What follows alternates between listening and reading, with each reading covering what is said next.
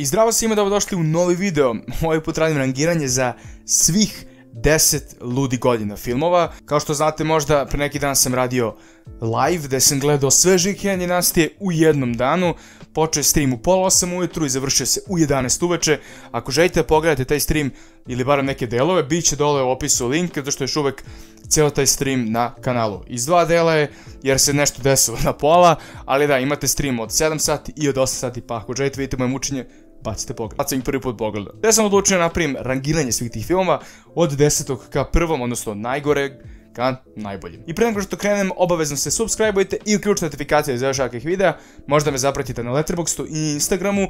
Nova Instagram stranica jovan.7 i bacite pogled na to. I također dole u opisu imate link da podržite moj rad ako hoćete postanete član kanala, imate različite pogodnosti. I naravno ako želite da mi se zahvalite nekim super thanksom ili tako nešto, nije nikakav problem. Također želim da pravim još live-ova, tako da obavezno napišite koji biste live, odnosno kada najviše odgovara, kojim danom da bude koji live i koje biste teme volili da tu pokrijem. A sada bez daljeg duženja, evo ga rangiranje. Na 10. mjestu ujedno i 10. film u serijalu, to je Žikina ženidba iz 92. godine.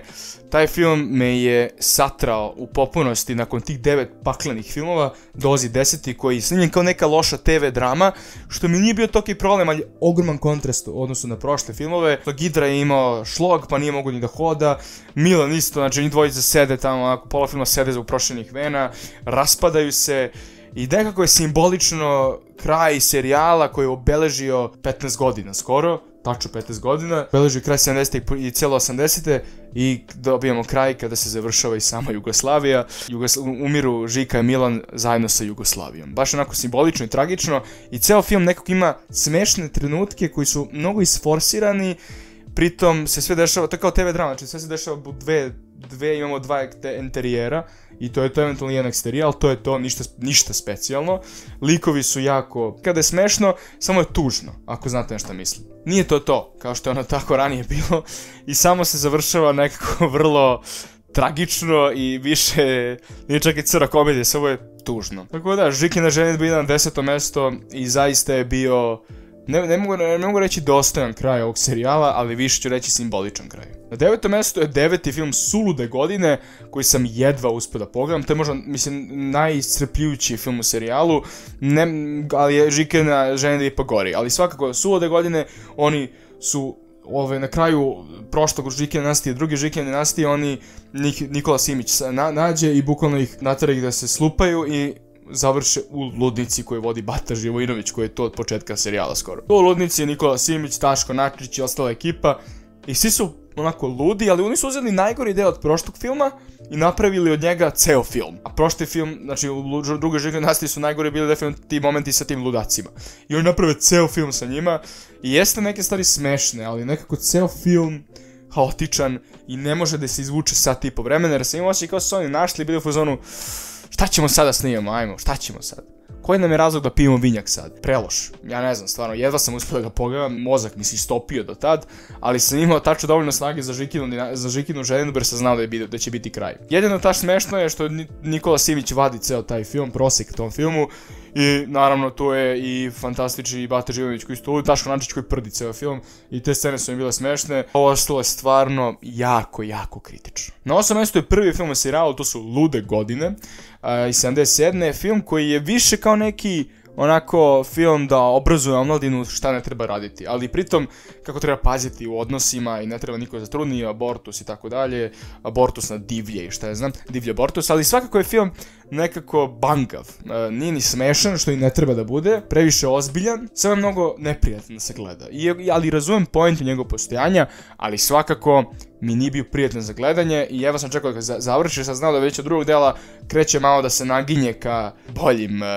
delovima. Na kraju ceo point ovog filma pada u vodu jer odnos Žike, odnos Bobe i Marije, a ona je zamalo izgubila ne znam, mnogo čudan film i nekako tema i ideja se meni ne poklapaju, tako da Lude godine 1, odnosno početak svega toga, mi je jedan od gorih filmova u ovom serijalu. 7. film je Šta se zgodi kad se ljubav rodi, film gde je Miša već malo odrastao, igra ga Nikola Koja ovaj put, i on se zaljubi u Nataliju, odnosno Natašu, koja živi u Rusiji, koja je Ruskinja, mislim živi u Beogradu i dobro, njihov odnos se kasnije razvio dalje, ali Žika i Milan pokušavaju da ga nekako nameste to vezu, da manipulišu tu. Tu dolaze u igru i njeni roditelji koji su Rusi i njen deda koji je Dragan Laković iz nekog razloga i oni odlaze u Rusiju, oni dolaze. Film je prvo najduže traje, sat i 42 minuta, što kad sam vidio mi se slošilo. Traje najduže serijalu, čak i nekako razvučen film i nema nekih fora. A fore koje se dese su mnogo razvučene, vidite kraj fore kilometrima daleko, nije on na kraju ni smešno, jer samo kao zakasnilo je. Muzika je isto malo razvučena, iako je radio Zoran Simjanović, ja mislim, ali svakako je neko film mi je najozbiljniji u serijalu, pored Ludih godina, ima dobre momente, ali na kraju krajeva šta se zgodi kad se ljubav rodi, ništa meni specijalno. 6. je došlo doba da se ljubav proba. To je drugi film, mislim, u serijalu. Nije mi jasno možda bio odnos Bobe i Marije, jer kao ona je otišla na divlji abortus, izgubila je bebu i ne znam da može ikada zatrudni i vrati se s njim, a on je sve unakazio jer je on kao pazio. Tako da ne znam, ovaj film nije mi ostao upečatljiv, jedino što mi je bolje čini od ovih ostalih što nije dosadan kao prošli i što imamo malo Žiku i Milana, to i naginje se već onako kao neka najava za nastavke, delove kasnije, gde su Žika i Milan više u centru pažnje, a čim su oni shvatili šta mogu da urade sa Žikom i Milanom, ovaj serijal odlazi u ludilo, ali iako sam pomenuo dosta tih filmova kad su to shvatili, već nisu toliko dobri, poput Suludih godina ili Žike dinastije 2. Opet se ovom filmu moram da pohvalim jer ipak se naginje malo više ka Žiki i Milanu, što je apsolutno ne čini ovaj film dosadno, ima dobre fore. 5. film u serijalu, došli smo na pola, jeste druga Žikina dinastija, koja mi se zapravo dopala. Mislim, oni u prvoj Žikovoj dinastiji pokušavaju da nateraju Žiku, Mišu da ima odnose sa drugim ženama, jer neće zbog Nataše, a ovdje Miša delje sve i oni pokušavaju da ga nateraju da nema. Debilan premisa, ali mi je presmešno bilo. Prvo Žika dinastija, drugi ima dobrih fora, ali druga Žika dinastija je samo nebulozan film, kao pretera ga malo. Preterali su, otišli su potpuno meni apsurd. Nisu, jer ovaj film dobar je nekih sat vremena i onda posljednjih pola sata kad odem na jedno selo, ono sa skeptičkom javom i svim tim glupostima, malo mi nije baš, malo je faličan bio, ali okej. Dobili smo taj film, Sulude godine svakako, Žikina dinastija 2 samo na steroidima, ali druga Žikina dinastija opet ima neke stvarno dobre fore kojih se rado sjećam i sigurno su ušle u onaj kultni status. 4. film na listi je Ljubi, glavu ne gubi, koji je 3. film u serijalu i tu već idemo ka nekim dobrim stvarima, jer tu je Gidra, sad Žika, opsednut sa one 2 nemačke devojke, tu poznam Herr Žiku, malo njegov backstory, tu je malo Milan više izraženiji, ali opet ne idu do kraja. Ima mnogo dobre fore sa Vesnom Čipčić, koja je bitan lik i kasnije, i Tanjom Bošković. Zaista sam se cepao od smeha tu, ali opet kažem, nije ovo nužno loš film. Prva 4 su mi najbolja, pogotovo treći i drugi se baš onako su tu negde, ali dok je prvi naravno prvi. Ali dobro, Ljubi, glavu ne gubi, solidan film za mene, dobijamo više odnosu između Bobe i Marije, ali je Žika tu malo postaje centralniji i više se sećam Žike nego ostalih i Milan je tu okej, ali Žika je ipak odneo show i Gidra je ovde, mislim da su ovde već ukačili kakav potencijal ima Žika i Milan i mislim da su to te kasnije iskoristili, tako da Ljubi, glavu ne gubi iz 81. ide na 4. mesto na rangiranju. 3. mesto je Kakav deda, takav unuk. Ili idi mi dođi mi i Kakav deda, takav unuk su mi tu negde. Dopada mi se, sad je Miša se rodio i sad oni pokušavaju da provedu više vremena s Mišom, ovaj i malo su više u nekoj rivalstvo između ovog Žike i Milana, malo se tu bore za prevlast, za uticaj i to je cool. Vraća se Elza jer je odjednom Dara preminula, što je prala prozora i poginula. Debilno. Mislim, žao mi jer ova glumica je stvarno otišla iz zemlje i morali su da je zamene. Okej, imamo odlične fore s Elzom, sa Dominđenja ili drkam pojmove ili jebiga i šta je znam, imamo tu još dobrih nekih stvari i dopada mi se i pesme Kakav deda, takav unuk i svakako odnos među svih njih. Mnogo je cool film i umirao sam od smeha tu i brzo mi je prošao, kao i sledeći, odnosno Idi mi dođi mi. Drugi na listi Idi mi dođi mi, ali opet Idi mi dođi mi i Kakav deda, takav unuk su mi tu negde, bih rekao.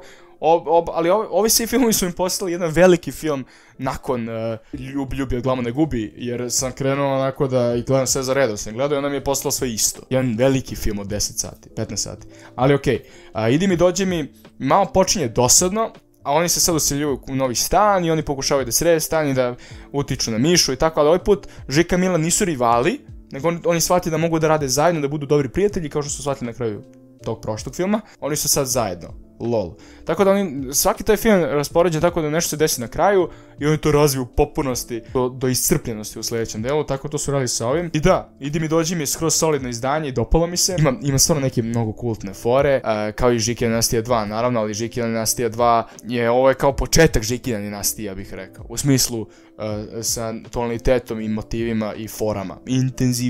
Intenzivitetu fora, ako me razumete. Tako da, Idi mi dođi mi ima i dobre kraj čak i nekoliko baš dobrih kultnih fora. Neću nemoj pobrati me, molim te, tako glupo, ali mi je ostalo upamćeno i za mene Idi mi dođi mi je drugi na listi. Mene najbolji film iz ludih godina serijala je Žikina dinastija. To je zlatna sredina za mene ovih filmova. Oni su ovde ukačili tačno šta treba. Imamo apsurdan humor koji ne ide popuno u apsurd. Imamo donekle neku poentu. Imamo dobar razvoj likova i Miša nije gad. Ali mi nije jasno zašto oni konstantno pokušavaju njega da nateraju da spava s drugim devojkama, ali mi je zanimljivo i kako je Milanov lik propao od uglednog lektora, onako imućnog uglednog lektora iz ugledne porodice do bukvalno Makroa na kraju serijala, Žikine ženi. Ali Žikina dinastija, što ima kultni naziv Žikina dinastija, pre nego što sam krenuo da gledam, ja sam mislio da su svi filmi zovu Žikina dinastija, ali ipak se ti filmi zovu Lude godine. Ali okej, Žikina dinastija ima fenomenalne fore, ima Mimu Karadžića, ja mislim, ne, Mima Karadžića u Žikina dinastiji 2. Znači vidi kako sam pomešao, ali nekako mi je ovaj film postao najbolji jer sam se najviše smejao. To je ima najbolji odnos smejanja i ne cringeovanja, ja mislim. I ovaj film, ako ću nekom filmu da se vrati u ovom serijalu, to je Žikina dinastija. I ja mislim da 85. film, da. Tu su bili na vrhuncu i Žika, i Milan, i Miša, i Boba, i svi. Neko su imali svoj moment i od ovog filma je počinjalo polako da ide dođevola sve, dok nismo stigli do suludih godina, da nema čak Bobe ni Marije, nikog, i dok nismo došli u sunovrat svega u Žikinoj ženidbi. Tako da, Žikina dinastija je za mene najbolji film iz ovog serijala. Sad ne znam koja će biti budućnost ovog serijala. Pre par godina trebalo dobijemo nastavak Luda godina u vidu filma, koji radi Milan Konjević i Milan Todorović, i igra Miša, odnosno njega igra Nikola Koja i tako dalje, ali mislim neko da to nećemo dobiti jer je preminula glumica koja igra Mariju, tako da ne znamo šta će tim biti, ali mislim da sada, koliko sam čuo, prave seriju, koja će valjda tako isto se zove, da Miša ima sinove Žiku i Milana ili unuke, nisam to sigurno, ali me zanima baš gde će to da odvedu. Sad živimo u dobu gde vraćaju sve te stvari, mislim u Hollywoodu smo odavno u tom dobu došli, ali sad je došlo i kod nas da vraćamo stare stvari, da malo oživljavamo, prave sad seriju Apsolutnih 100, prave malo Noćnu muziku 2, ne znam i šta ja još, ali me zanima kako će ovo da urade.